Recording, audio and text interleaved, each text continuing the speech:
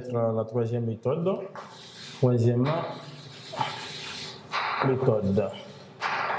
Troisième méthode. Coefficient. Coefficient 1, 2, terre. Coefficient indéterminé. C'est-à-dire on va prendre la forme factorisée de P de Z qu'on a ici. Z plus 1 facteur de Z carré plus A à Z plus B. Donc nous allons développer et coordonner et puis nous allons arranger. Maintenant ici on prend Z, Z fois Z carré est égal à Z occupe. Donc l'exposant 1 plus l'exposant 2 ici, 1 plus 2 va nous donner 3. Donc Z fois A, Z va nous donner A, Z carré. C'est-à-dire l'exposant 1 qui est là, plus l'exposant 1. 1 plus 1 va nous donner AZ carré. Donc Z sera multiplié par la constante B. On va avoir BZ. Nous allons prendre 1. Donc on multiplie 1 par Z carré plus AZ plus B. On aura plus Z carré. 1 multiplié par AZ est égal à plus AZ. 1 fois B est égal à plus B. Donc ici, le monome le plus haut degré, c'est Z occupe plus. Ici, nous avons Z carré. Là aussi, nous avons Z carré. On met Z carré en facteur. On peut factoriser ici par Z carré. Donc, on peut mettre Z carré en facteur. Donc, le coefficient ici qui va rester sera A. On prend le coefficient A plus. Si on met Z carré, ça va rester 1. Donc, plus 1. Plus. Ici, nous avons BZ plus AZ. On met Z en facteur. On peut factoriser par Z. On met Z en facteur. Ça va rester B plus A. Donc, plus la constante B. Nous avons maintenant la valeur de P de Z. Ici, on peut écrire par I dans identification. Par identification, c'est-à-dire on va égaliser cette équation à la fonction mère que l'exercice a donnée. L'équation que l'exercice a donnée. Donc ici, nous allons prendre le coefficient de Z carré. Le coefficient de Z carré ici, donc le mieux on va mettre l'expression de P de Z que l'exercice a donné. L'exercice a donné Z occupe moins 3Z carré plus 3Z plus 7. Voilà. Nous allons égaliser ces deux équations. Donc le coefficient de Z carré ici est égal à A plus 1 et le coefficient de Z carré ici est égal à moins 3. Donc nous allons avoir ici A plus 1 par identification. A plus 1 sera égal à moins 3. A plus 1 égale à moins 3. Et ici, nous allons avoir B plus A. B plus A. Donc, le coefficient de Z ici, c'est B plus A. Et le coefficient de Z est égal à 3. Donc, B plus A sera égal à 3. Ici, nous avons la constante B. La constante B est égale à 7. Donc, B égale à 7. Donc, si on a B ici, on peut avoir la valeur de A. On aura impliqué A sera égal à moins 3. On transpose le plus 1. Le plus 1 derrière égal, ça devient moins 1. Impliqué A, moins 3 moins 1 égale à moins 4. Et B est égal à 7. Donc, on va avoir P de Z est égal à Z plus 1, facteur de Z carré. On remplace A par sa valeur et B par sa valeur. On aura moins 4 Z plus 7. Voilà les trois méthodes qu'on peut appliquer et utiliser pour avoir la valeur de A et B. Comme on vient de trouver ici, que A égale à moins 4, B égale à 7 par la méthode de coefficient indéterminé. Donc on a appliqué la méthode de la division euclidienne. P de Z égale à 0. On a P de Z égale à z plus 1 facteur de z carré moins 4z plus 7. La question, c'est de résolvant dans C. Résolvons dans C, P de Z égale à 0. Donc, P de Z ici égale à 0, impliqué l'expression de P de Z sera égale à 0, qui est Z plus 1, facteur de ZK carré moins 4Z plus 7 égale à 0. Nous avons le produit de deux fonctions. Donc, la première fonction est là et la seconde fonction est ici. Donc, nous allons poser que la première fonction, qui est Z plus 1, égale à 0, ou la seconde fonction, qui est Z carré moins 4Z plus 7 est égal à 0. Donc, ici, Z plus 1 égale à 0. Z plus 1 égale à 0, impliqué, la valeur de Z sera égale à moins 1. Mais ici, nous avons Z carré moins 4Z plus 7 égale à 0. On va calculer delta.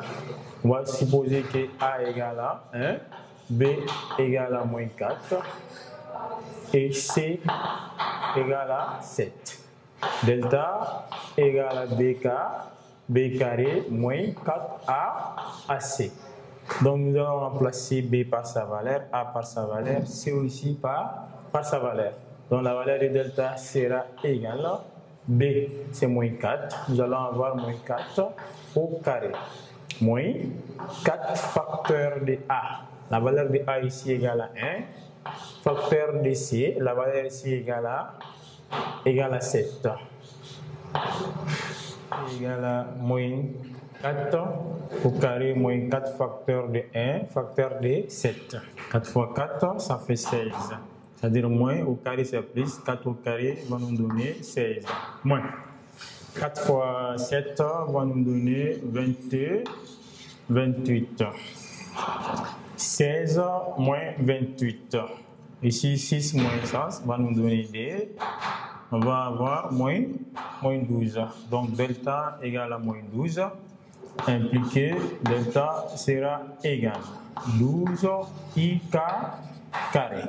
Car on sait que I carré égale à moins 1 et le moins qui est là sera remplacé par I carré. Donc dans le nombre complexe, on sait que I carré égale à moins 1, le fait qu'on a moins 12 pour faire disparaître ce moins-là ici. Donc on fait appel à I carré vient remplacer le moins 1. Et le moins 1 sera remplacé par I carré, nous allons avoir 12 I carré. Donc racine de delta va nous donner racine de 12i carré. 12 égale aussi 4 fois 3 fois I carré. Donc racine de 4 égale à 2. Donc nous allons avoir racine de delta va nous donner 2. Donc ici les carrés s'en va avec les radicales. Ça va rester I. Donc on va avoir DI. Donc dans le radical, il va nous rester que 3. On va avoir DI racine de 3. Donc nous avons ici racine de delta égale à DI racine de 3.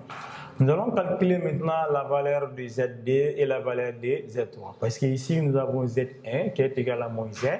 Donc ici, on va prendre Z1 égal à moins 1. On va supposer ici que Z2 sera égal. Nous avons une formule moins B, moins racine de delta sur 2 sur 2A. Donc nous avons la valeur de A, nous avons la valeur de racine de delta, et nous avons la valeur de B, nous avons la valeur de racine de delta, nous avons aussi la valeur de A.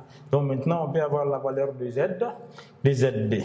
Donc on a ici le moins. La valeur de B ici c'est moins 4, on va avoir moins facteur de moins 4. Moins racine de delta, racine carrée de delta égale à DI racine carrée de 3. Nous allons avoir DI racine carrée de 3 sur 2 facteur de A, la valeur de A égale à 1, 2 fois 1. Donc, ce moins est multiplié. Ce moins est multiplié par ce moins. On va avoir Z2. Moins fois moins est égal à plus. Ça va rester 4. Moins DI racine carrée de 3. 2 fois 1, 2. Ici, on peut simplifier par DD parce qu'on voit ici, on a 4, on a D, on a D. Donc, Z D sera égal. 4 divisé par D est égal à 2. D divisé par D, ça fait 1. Donc, la valeur ici va rester I racine carrée de 3. I racine carrée de 3. Donc, D divisé par D, ça va rester 1. Donc, impliqué ZD sera égal à 2 moins DI racine carrée de 3. Nous avons maintenant la valeur de Z, de ZD. Et on va chercher la valeur de Z, de Z3. Donc la valeur de Z3, ça sera moins B plus racine de delta, racine carrée de delta sur déjà.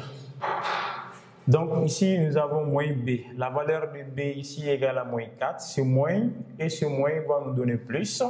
On va avoir 4 plus racine carrée de delta. On a démontré ici comment avoir la valeur de racine carrée. Nous avons racine carrée de delta. La valeur de racine carrée de delta est égale à 2 fois racine carrée de 3. Donc nous allons avoir DI racine carrée de 3. Le 2 est multiplié par A et on sait ici que A est égal à 1. Donc 2 fois 1 va nous donner ici 2. Donc on peut simplifier par DD. Donc la valeur de Z3 sera égale, ici par D va nous rester 2, 2 par D va rester 1, 2 par 2 va rester 1.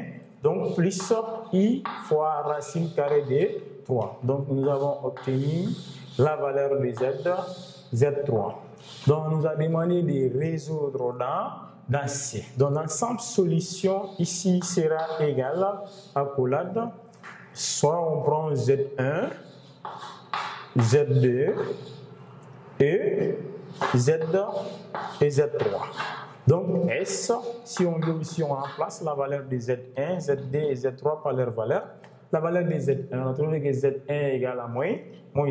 Nous avons moins 1. Depuis le début de l'exercice, on a dit que moins 1 est une solution, c'est-à-dire une racine ou un 0. Donc moins 1 est là. Et la valeur de Z2 aussi, c'est 2 moins I racine carrée de 3. Nous avons ici 2 moins I racine carrée de 3. Et Z3 est égal à 2 plus I racine carrée de 3. Voilà la résolution de P de Z. C'est ce qu'on a demandé de